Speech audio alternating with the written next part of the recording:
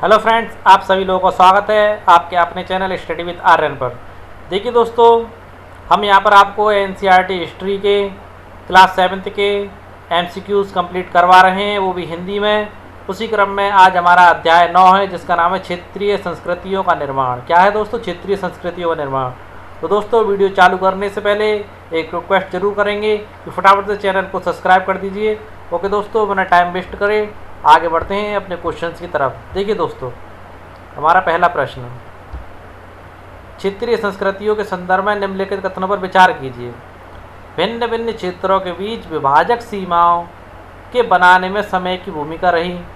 ये क्षेत्रीय संस्कृतियां सरल प्रक्रिया से उत्पन्न हुई हैं। इनमें स्थानीय परंपराओं और उपमहाद्वीप के अन्य भागों के विचारों के आदान प्रदान ने एक दूसरे को संपन्न बनाया है। कुछ परंपराएं विशेष क्षेत्रों की अपनी होती हैं, कुछ अन्य खास इलाकों के पुराने रीति रिवाजों से निकलती हैं, परंतु अन्य क्षेत्रों में जाकर वो एक नया रूप ले लेती हैं। तो दोस्तों देखिए, भिन्न भिन्न क्षेत्रों के बीच विभाजक सीमाओं के बनने में समय की भूमिका रही है। ये चीज़ तो हकीकत बात है कि किसी क्षेत्र में कोई सी भाषा या कोई सी संस्कृति पनपती थी और किसी क्षेत्र में कोई सी भाषा और कोई संस्कृति पनपती थी, यानी भिन्न भिन्न क्षेत्रों में अलग अलग संस्कृतियाँ और अलग अलग भाषाएँ उत्पन्न होती थी। ओके दोस्तों, यानी कि यहाँ पर आपका पहला पॉइंट सही है। दूसरा देखते हैं कि क्षेत्रीय संस्कृतियाँ सरल प्रक्रिया से उत्पन्न हुई हैं। तो दोस्तों ये चीज़ आपकी बिल्कुल गलत है। ये कहना बिल्कुल गलत है कि क्षेत्रीय संस्कृतियाँ सरल प्रक्रिया से उत्पन्न हुई हैं, क्योंकि दोस्तों प्रत्येक क्षेत्र के कुछ खास किस्म के भोजन होते थे, वस्त्र होते थे, काव्य कलाएँ होती थी, नृत्य होते थे, संगीत होते थे और चित्रकलाएँ होती थी। और युगों युगांतर तक इनका विकास चलता रहता था। उसके बाद ये अस्तित्व में आती थी। तो वो काफ़ी जटिल प्रक्रिया होती थी, सरल प्रक्रिया नहीं होती थी। इसलिए आपका दूसरा बिंदु गलत है। आगे देखिए, इसमें स्थानीय परंपराओं और उपमहाद्वीप के अन्य भागों के विचारों के आदान प्रदान ने एक दूसरे को संपन्न बनाया। ये चीज़ सही है, क्योंकि हमारे भारत में एक स्थान से दूसरे स्थान पर आना जाना शुरुआत से लगा ही रहा है। स्थानीय परंपराएं बाहरी विचारों से प्रभावित रही हैं। ओके दोस्तों, आगे देखिए, कुछ परंपराएं विशेष क्षेत्रों की अपनी होती थी, जैसे जनजाति क्षेत्र कुछ विशेष उनकी कुछ अपनी परंपराएं होती थी दोस्तों। कुछ अन्य खास इलाकों के पुराने रीति रिवाजों से निकलती हैं, बिल्कुल सही बात है, परंतु अन्य क्षेत्रों में जाकर वो नया रूप ले लेती हैं। बिल्कुल, कोई परंपरा यहाँ से जाकर के दूसरी तरफ जाती है तो वो एक नया रूप ले लेती है। जिस तरीके से महाराष्ट्र में गणेश महोत्सव बनाया जाता था और आज के हिंदुस्तान में गणेश महोत्सव यानी गणेश चतुर्थी पर जगह जगह गणेश जी की स्थापना की जाने लगी है, जबकि वास्तविक त्यौहार ये महाराष्ट्र का ही था। तो दूसरे क्षेत्रों में आके इसने एक नया रूप ले लिया है। उसी प्रकार से यहाँ बताया गया है संस्कृतियों के बारे में। ओके दोस्तों, अब पूछ रहा उपयुक्त कथनों में से कौन असत्य है। तो दोस्तों आपको पता चल ही चुका है कि यहाँ केवल दूसरा असत्य है। आगे बढ़ते हैं। चीड़ शासकों ने किस लिपि एवं भाषा का प्रयोग करके अपने अभिलेखों में किया। दोबारा क्वेश्चन देखिए, चीड़ शासकों ने किस लिपि एवं भाषा का प्रयोग अपने अभिलेखों में किया था। मलयालम का, संस्कृत का, अरबी का, असमी का। असमी यानी कि असम में बोली जानी भाषा। तो दोस्तों चीड़ शासकों ने अपनी लिपि और अपनी भाषा मलयालम भाषा का प्रयोग किया था। किसका किया था? मलयालम भाषा का। अब देखिए, महोदयपुरम का चीड़ राज्य प्राय द्वीप के किस भाग में स्थित है? उत्तरी पूर्वी, दक्षिणी पश्चिमी, उत्तरी पश्चिमी या उत्तरी पूर्वी? तो दोस्तों महोदयपुरम का चीड़ राज्य आपका दक्षिणी पश्चिमी भाग में स्थित है। इस प्रश्न की और इस प्रश्न की व्याख्या करेंगे, थोड़ा डीपली समझाने का प्रश्न करेंगे अगले पेज पर आपको। जब तक अपना अगला प्रश्न देखिए, चौथा प्रश्न, चीड़ लोगों के संस्कृत से संबंध के संदर्भ में निम्नलिखित में से कौन सा कथन गलत है? गलत कथन पूछ रहा है दोस्तों, संस्कृत से उन लोगों के संबंध के संदर्भ में पूछ रहा है, कौन सा कथन गलत है। देखिए, चीड़ लोगों ने संस्कृत की परंपराओं से कुछ भी ग्रहण नहीं किया था। ये कहना बिल्कुल गलत है कि चीड़ लोगों ने संस्कृत की परंपराओं से कुछ भी ग्रहण नहीं किया था, काफ़ी कुछ ग्रहण करा था, जो अगले पेज पर बताएंगे आपको। देखिए, केरल का मंदिर रंगमंच संस्कृत के महाकाव्यों पर आधारित था। पॉइंट बिल्कुल सही है। जब केरल का मंदिर रंगमंच ही संस्कृत के महाकाव्य पर आधारित था, तो ये कैसे कह सकते हैं कि चीड़ लोगों ने संस्कृत की परंपराओं से कुछ भी ग्रहण नहीं किया होगा? तो ये पॉइंट तो अपने आप ही गलत हो जाता है दोस्तों। आगे देखिए, मलयालम की पहली साहित्यिक कृतियाँ जो लगभग 12वीं शताब्दी की बताई जाती हैं, प्रत्यक्ष रूप से संस्कृत से ऋणी है, संस्कृत की ऋणी है, यानी कि संस्कृत से उन्होंने अपने शब्दों को लिया है या संस्कृत से उन्होंने काफ़ी कुछ सीखा है, इस कारण वो संस्कृत की ऋणी मानी जाती है। ओके दोस्तों, आगे बढ़ते हैं। देखिए, चीड़ शासकों द्वारा मलयालम भाषा का प्रयोग उपमहाद्वीप के सरकारी अभिलेखों में, किसमें?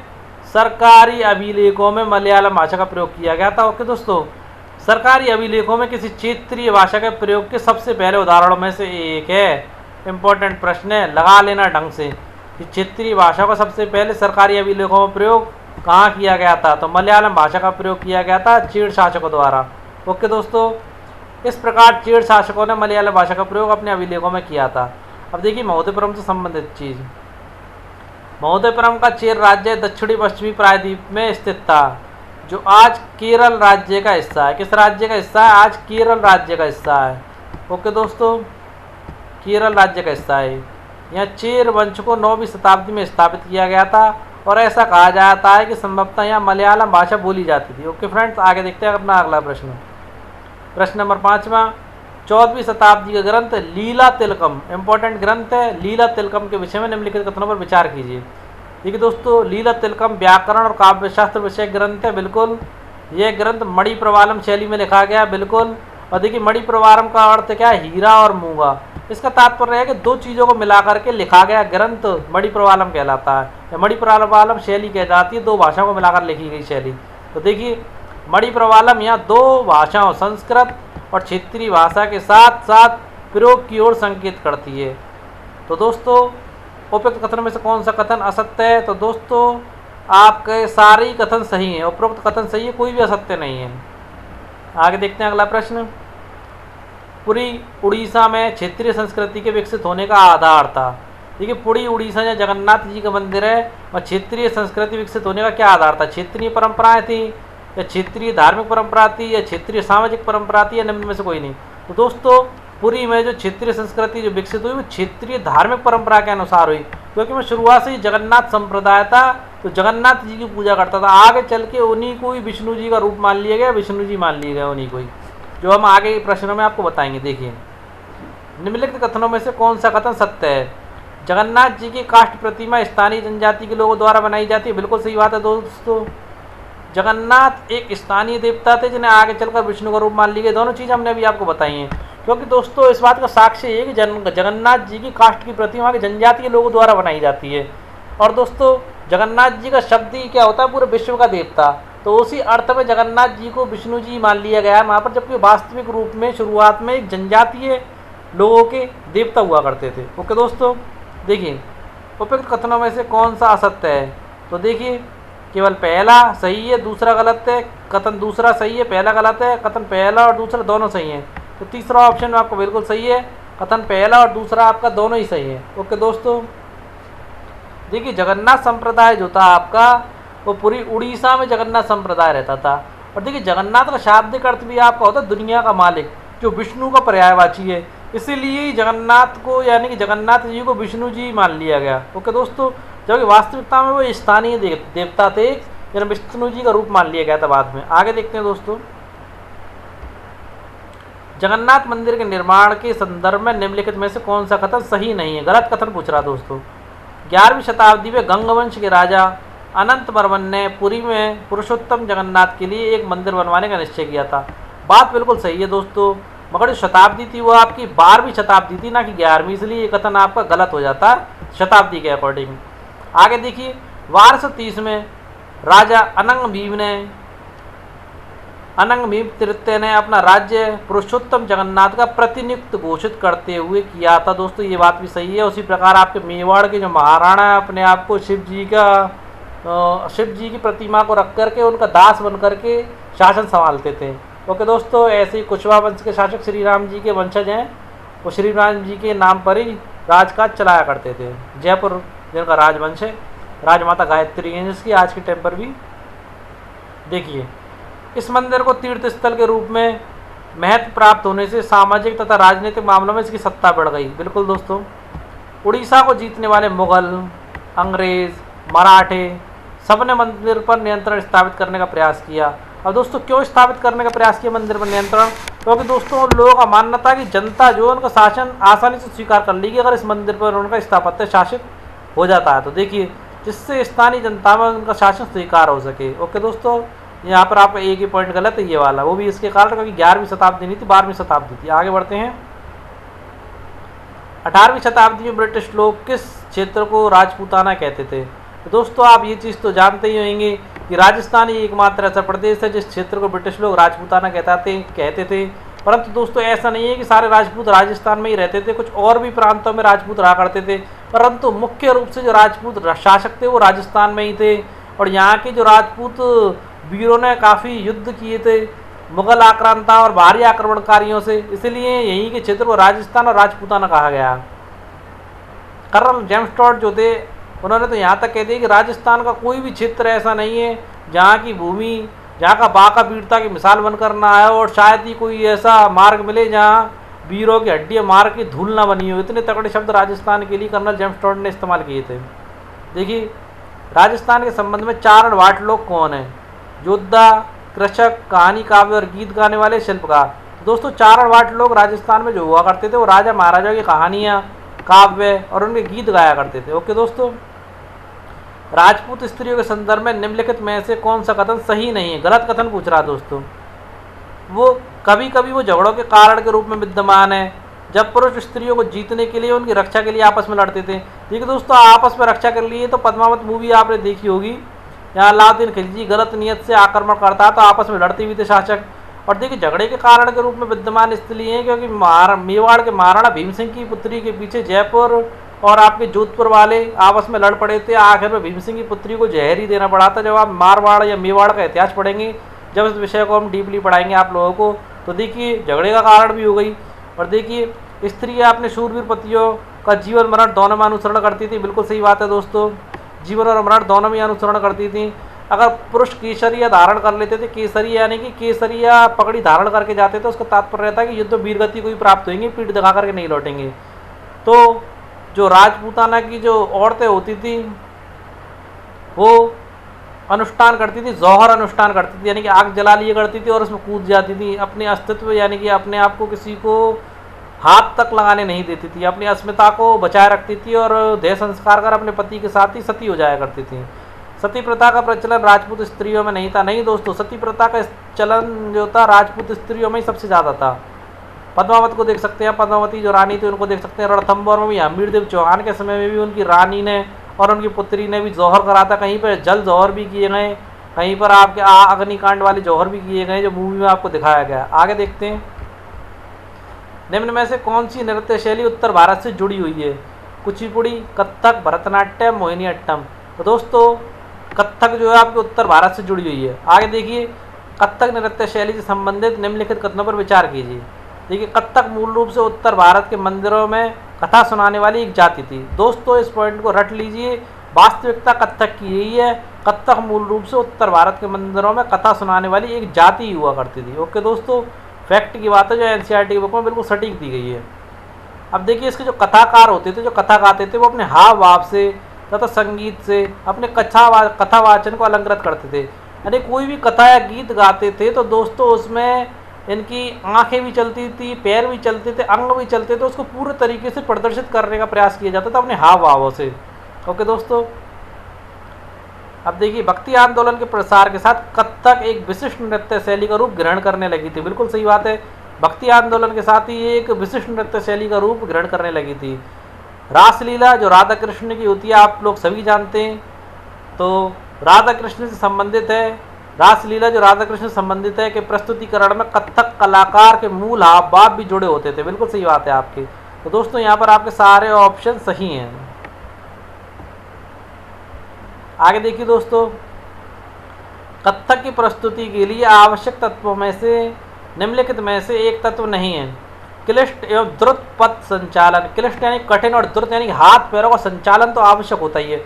उत्तम वेशभूषा, जब वेशभूषा उत्तम होगी तभी तो हम इस नृत्य शैली को आसानी से प्रस्तुत कर सकेंगे और सटीक तरीके से सामने वाले को अपने भावों को समझा सकेंगे। अब देखिए कहानियों के प्रस्तुतिकरण एवं अभिनय, ये बात भी सही है।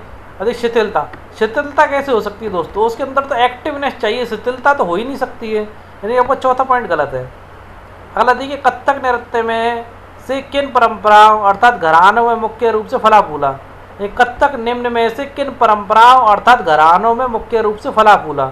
जयपुर घराना, भोपाल घराना, ग्वालियर घराना, लखनऊ घराना। तो दोस्तों आप लोगों को बता देते हैं, कत्थक दो मुख्य धाराओं में बट गया था, जिसमें वो दो जगह सबसे महत्वपूर्ण रूप से फला फूला, एक तो था जयपुर घराने में, दूसरा आपका लखनऊ घराने में। ओके दोस्तों, आगे बढ़ते हैं और बताते हैं आपको अगला प्रश्न। देखिए, प्रश्न से पहले ही दिखा देते हैं आपको। ये कत्थक करती हुई एक नृत्यांगना का चित्र लिया गया। देखिए किस प्रकार से वे अपने हाथों से और अपने वेशभूषा से कत्थक को प्रदर्शित करने का प्रयास कर रही है। आगे देखिए, दूसरे प्रश्न की व्याख्या और कर देते हैं आपके लिए।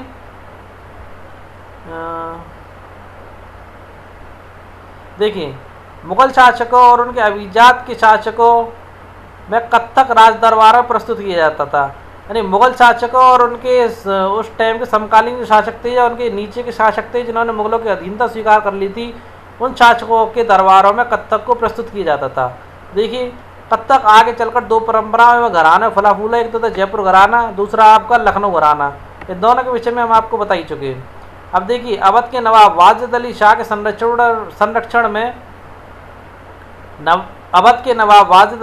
संरक्षण में यह एक प्रमुख कला के रूप में उभरा था। ओके दोस्तों, 1850 से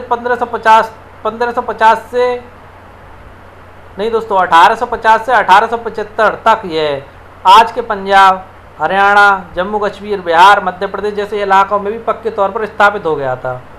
और देखिए दोस्तों, भारत की स्वतंत्रता प्राप्ति के बाद कत्थक 6 शास्त्रीय नृत्यों के रूप में प्रसिद्ध हो गया था, या ऐसे 6 शास्त्रीय नृत्यों के रूप में मान्यता मिल गई थी। ओके दोस्तों, इंपॉर्टेंट चीज़ है कि स्वतंत्रता प्राप्ति के बाद कत्थक को कितने शास्त्रीय नृत्यों के रूप में मान्यता मिली थी। तो दोस्तों, इसका सटीक आंसर 6 शास्त्रीय नृत्यों के रूप में मान्यता मिली थी। आगे देखते हैं,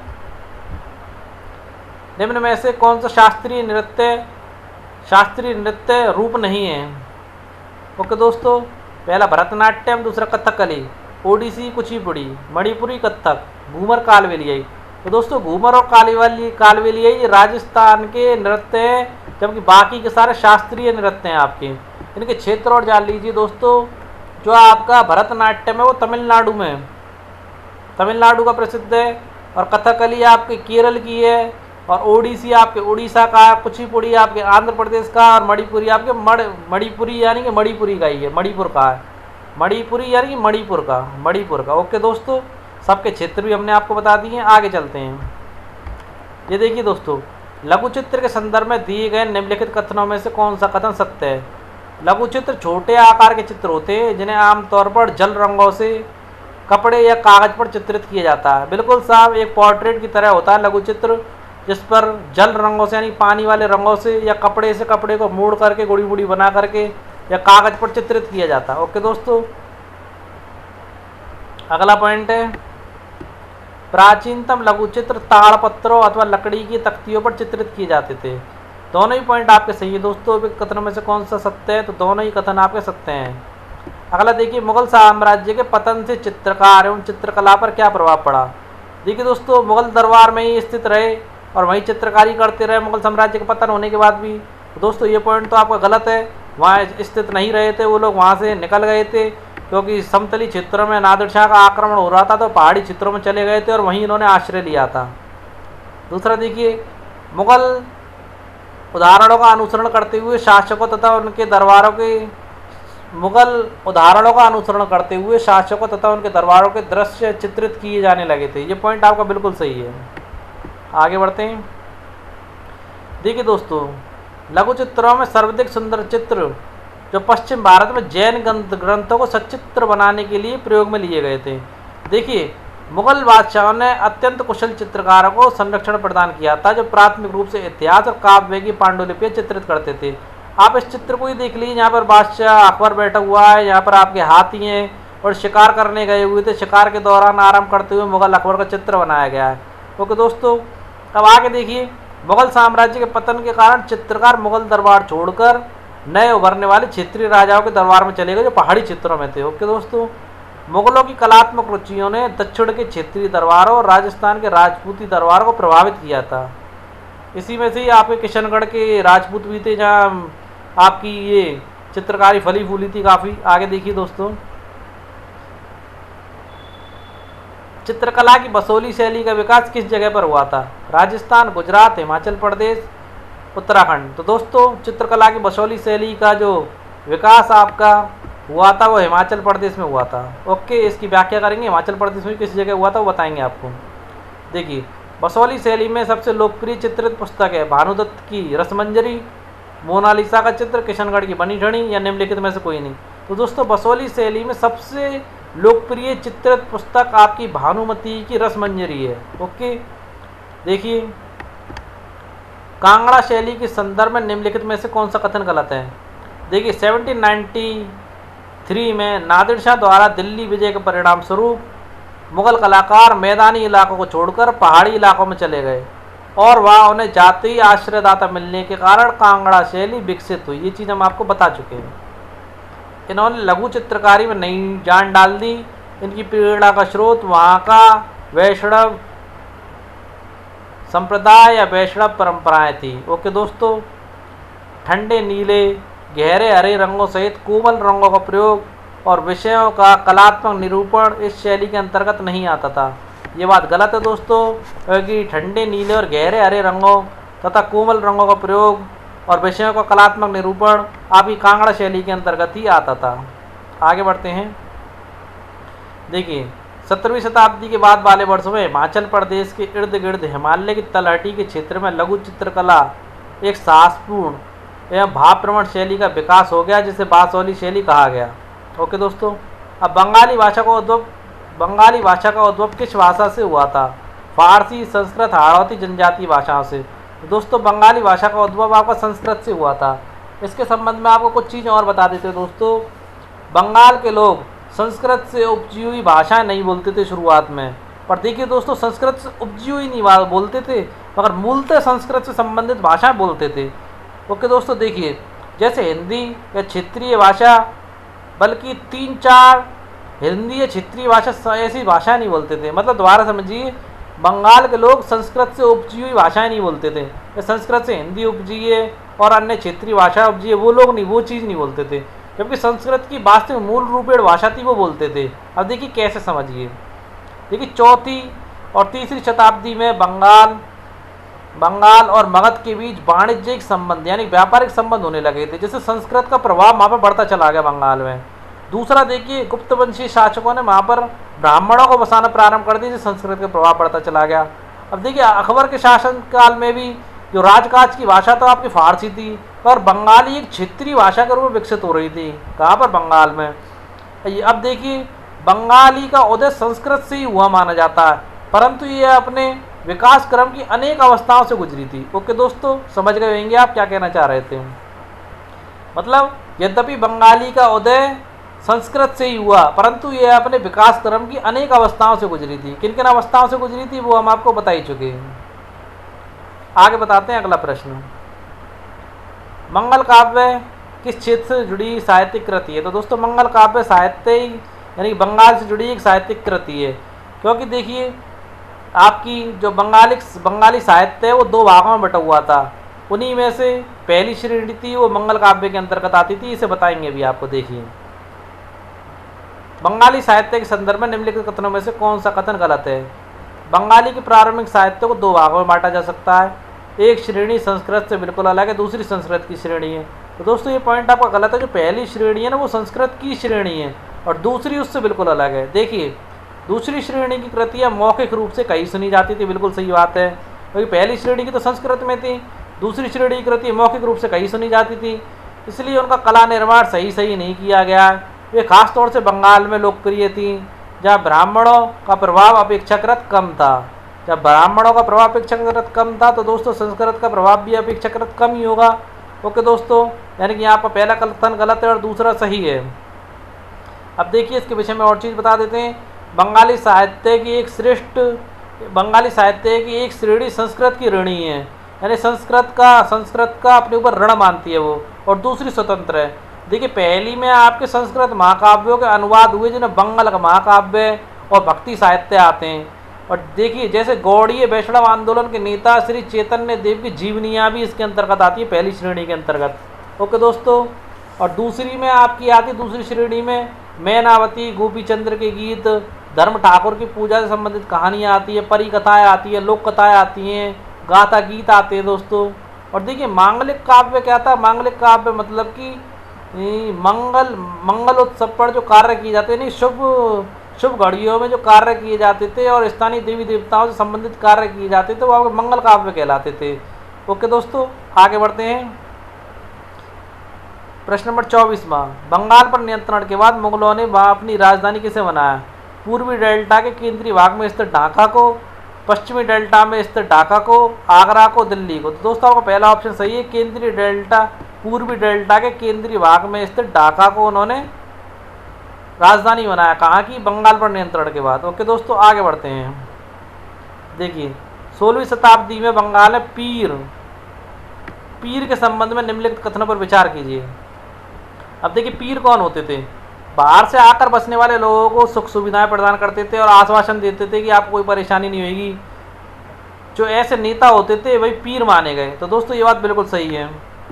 ये नेता निर्णायकों की भूमिका भी अदा करते थे। ऐसा भी समझा जाता है कि नेताओं के पास अलौकिक शक्तियाँ होती थी। बिल्कुल दोस्तों, निर्णायकों की भूमिका अदा करते थे, नतीजे भी सुनाया करते थे और लोग ऐसा मानते थे कि इनके पास अलौकिक शक्ति हुआ करती थी। देखिए ऐसे नेताओं को इसने आदर से लोग पीर कहा करते थे। इसने और आदर से क्या कहने लगे? ऐसे नेताओं को पीर। पीरों की श्रेणी में कौन कौन आता था? सूफी होते थे, संत होते थे, धार्मिक महानुभाव होते थे, साहसी उपनिवेशी होती थी जो इन्वेस्ट करते थे, देवत्व प्राप्त सैनिक होते थे, योद्धा होते थे, विभिन्न हिंदू बौद्ध देवी देवताओं एवं जीवात्माएं भी इसके अंतर्गत शामिल होती थी दोस्तों, पीरों के अंतर्गत।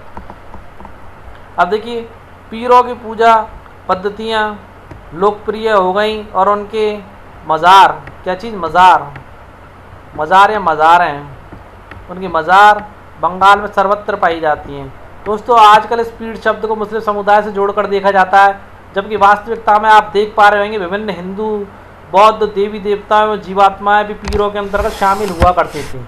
ओके दोस्तों, देखिए उपयुक्त कथनों में से कौन सा कथन सत्य है? तो दोस्तों आपके सारे ही कथन यहाँ पर सत्य हैं। आगे बढ़ते हैं। ये देखिए दो चाला या चौचाला स्थापत्य कला का संबंध किस क्षेत्र से? तो दोस्तों दो चाला या चौचाला स्थापत्य कला का संबंध आपका बंगाल से। वहाँ पर क्या था? पहले कच्ची झोपड़ियाँ बनाई जाती मंदिरों के लिए, वो दो चाला होती थी, यानी कि दो छत होती थी, उन पर दो चाल की होती थी।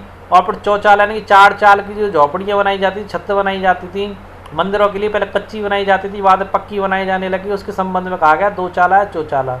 ओके दोस्तों, बंगाल में बनाई जाती है, जिसका चित्र हमने अपने अगले पेज पर दिया है, जैसे आप देख सकेंगे। देखिए 15वीं से लेकर 19वीं शताब्दी तक बंगाल में मंदिर निर्माण के संदर्भ में निम्नलिखित कथनों पर विचार कीजिए।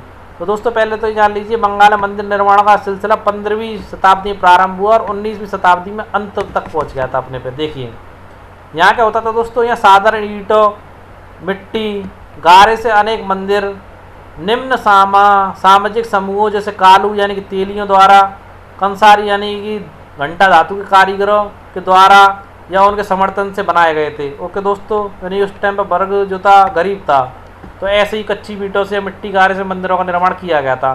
फिर धीरे धीरे ब्राह्मणों ने स्वीकृति दे दी तो अच्छे मंदिर भी बनाए गए। आगे देखिए यूरोपीय कंपनियों के आगमन से आर्थिक अवसर पैदा हुए, जिससे लोगों की सामाजिक और आर्थिक स्थिति सुधरी और उन्होंने स्मारकों के निर्माण द्वारा अपनी परिस्थिति एवं प्रतिष्ठा की घोषणा की। बिल्कुल सही बात है दोस्तों। उपयुक्त कथनों में से कौन से सत्य हैं? तो पहला और दूसरा आपके सत्य है। आगे बढ़ते हैं अपने अगले प्रश्न की ओर। पहले इसे देख लीजिए दोस्तों, ये मिट्टी को पका करके बनाया गया है। देखिए गोपियों के साथ कृष्ण, श्यामपुर मंदिर, कहाँ पर है? श्यामपुर मंदिर। श्यामपुर मंदिर से पकी मिट्टी की एक पटिया विष्णुपुर, कहाँ की है? विष्णुपुर की। ओके दोस्तों, विष्णुपुर के संबंध में कुछ और चीज़ें बता देते हैं।